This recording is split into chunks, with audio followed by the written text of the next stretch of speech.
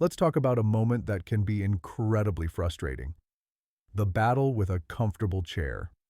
You're sitting on a low sofa or a soft dining chair, and when it's time to get up, it feels like a monumental effort. You might find yourself pushing with all your might on the armrests, rocking back and forth, trying to build momentum, or even needing a helping hand. It's a moment that can make you feel less independent and perhaps a little older than you feel on the inside. What if I told you that this struggle often has very little to do with your actual leg strength? In fact, you might have strong legs, but you are still getting stuck. The reason is that most of us have been unintentionally trained to make one single critical mistake when we stand up. An error in technique that wastes your energy and works against your body's natural power. But the good news is, once you see this mistake, you can't unsee it. And correcting it is simpler than you think. There is a powerful technique that physical therapists teach their patients, a simple two-part secret that turns the struggle of standing up into a smooth, effortless motion. It's called the rock and rise method. In this video, I am going to show you the number one mistake that is keeping you stuck in your chair. Then, I will guide you step by step through the simple science and the physical exercises to master the rock and rise fix, so you can reclaim your power and stand up with confidence from any chair, anytime. Before we learn the rock and rise technique itself, we need to do the single most important preparatory step. We need to wake up the engine. The number one mistake people make when trying to stand is using the wrong muscles. They push with their arms, strain their back, and try to pull themselves up. The real power for standing should come from the biggest, strongest muscles in your entire body, your glutes, the muscles in your buttocks. The problem is, after years of sitting, the connection between our brain and our glutes can get a little sleepy. The signal isn't as strong as it used to be. So, our first exercise is designed to do one simple thing: send a powerful wake-up call to that engine. It's called the gluteal set. To begin, please sit comfortably in a sturdy chair. For this exercise, you can be sitting normally with your back supported. Place your feet flat on the floor, about hip-width apart, and rest your hands gently on your thighs. Now, without changing your posture or moving your legs, I want you to focus all of your attention on the muscles in your buttocks. The entire movement is an isometric squeeze. Squeeze those gluteal muscles together as tightly as you possibly can. Imagine you are trying to lift yourself just a millimeter off the chair, but without actually leaving the surface. You should feel those large muscles contract and become very firm. This feeling is your engine turning on. It's a sign that your brain is now talking directly to its power source. Let's hold this powerful squeeze for a count of 5, 4, 3, 2, 1, and now relax completely. Let all the tension melt away. It is very important to continue breathing naturally while you hold the squeeze. Don't hold your breath. That was 1 repetition. We're going to do this for a total of 8 repetitions. This short activation sequence is like turning the key in the ignition. It tells your body's powerhouse that it's about to be called on to do its job, making the final rise movement much easier and safer. All right, our engine is awake and ready. Now we need to perform our pre-flight check. Standing up correctly isn't just about raw power from the glutes. It also requires coordination from your hips and stability from your core. This next exercise, the seated march, is the perfect, gentle way to warm up those exact systems, ensuring everything is ready for a smooth and safe liftoff from the chair. For this movement, I need you to please slide forward and sit towards the front edge of your sturdy chair. It's very important that your back is straight and you are not leaning on the backrest. This position automatically engages your deep core muscles, which are essential for stability. Sit up as tall as you can, as if a string were gently pulling the crown of your head towards the ceiling. Now, let's begin our march. Keeping your core tight and your back perfectly straight, slowly lift your right knee up towards your chest. Only go as high as is comfortable for you without having to slump or lean back. The goal here is not speed or height, it is pure, deliberate control. Hold it at the top for just a second. Then, and this is a crucial detail, lower your foot back to the floor with the exact same slow control. Don't just let it drop. By controlling the lowering phase, you are building tremendous stability in your hip and core.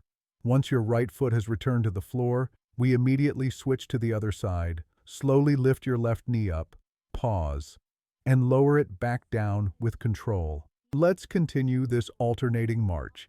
You should feel the muscles at the very front of your hip and perhaps in your lower abdomen doing the work. Try to keep your upper body as still and quiet as possible. Avoid rocking back and forth or leaning to one side. We're aiming for a total of 20 steps, which means 10 gentle lifts for each leg. Remember to breathe the entire time. This simple warm-up ensures that when we finally perform the rock and rise, your body is fully coordinated and prepared to move with grace and power.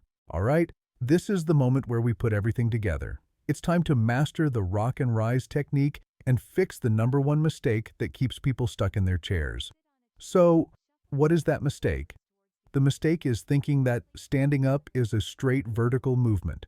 We try to push our bodies directly upwards, fighting against gravity with all our might. This is inefficient, it's exhausting, and it uses all the wrong muscles. The secret that physical therapists know is that to go up, you must first go forward. Let's learn how to do it correctly. Please sit on the front half of your sturdy chair with your back straight. Place your feet firmly on the floor, about shoulder width apart. Now slide your feet back slightly, so they are just behind your knees. This creates a powerful base for you to push from. To ensure we are using only our body's power, please cross your arms over your chest. First, let's practice part 1, the rock. This is the forward momentum phase.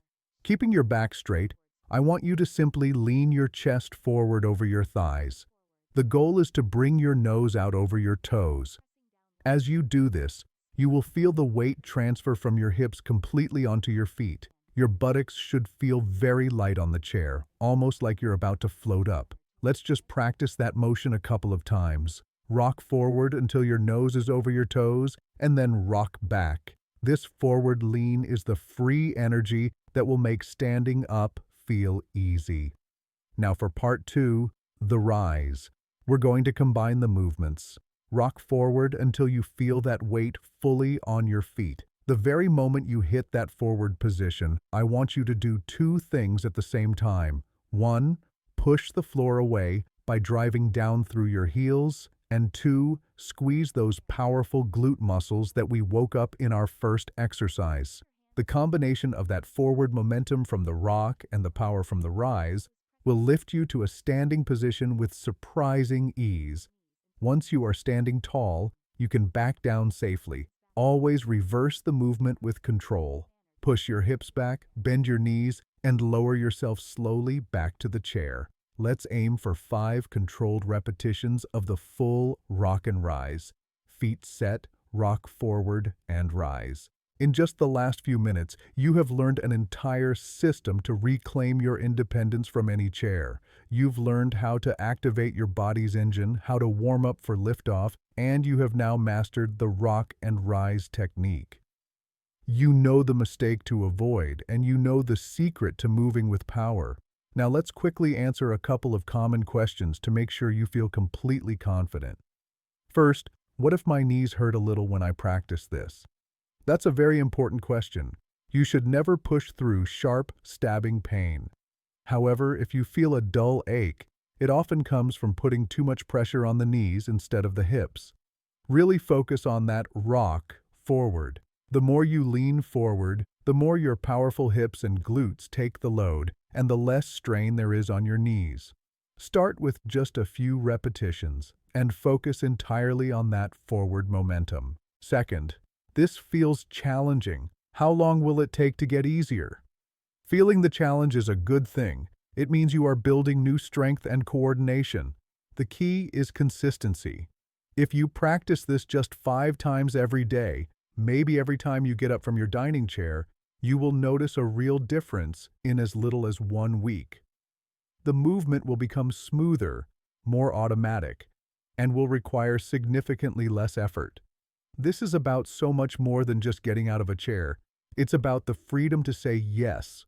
Yes to sitting on a low park bench. Yes to getting on the floor to play with your grandkids. Yes to visiting a friend's house without worrying about their soft sofa.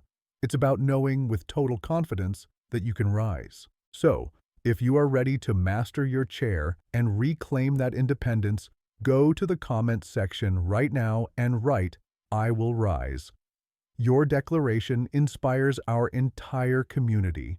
And if you know someone who could benefit from this video, please share it. It could truly change their daily life. Finally, be sure to subscribe and click that notification bell because our journey to strength and stability is just getting started. Stay strong, stay steady, and we'll see you in the next video.